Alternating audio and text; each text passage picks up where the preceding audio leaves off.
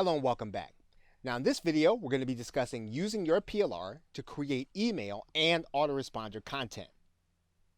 Now, one of the best ways to use your PLR content is to provide content for your subscribers in your autoresponder.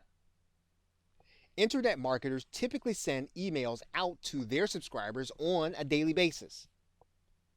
But it can be difficult to sit down and write something that teaches something substantive every single day. You can easily use written PLR to create a series and spread it out over days while giving your buyer a call to action at the end. Of course, you can also use video content to deliver lessons to your subscribers by loading the content into YouTube and providing a link afterward. You can do the same with audio content, providing a link for a number of days to some helpful content. Now, if you'd rather personalize all of your content that you're putting inside of your email, you're still not having to research the idea if you remake the audio, video, or the writing. Now, this is something that you can repeat throughout the year when you'd rather not create the content that goes in your email or you decide to take time off.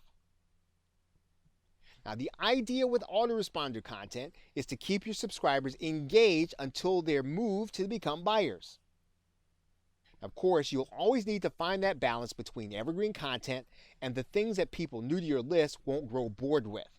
And bringing new content to your autoresponder is vital to keeping people engaged and to keep them opening your emails so that when they do get your offers, not only will they see them, they'll be receptive to receiving them and open to clicking on them so that they can buy. Okay, so with that, thanks, and I will see you in another video.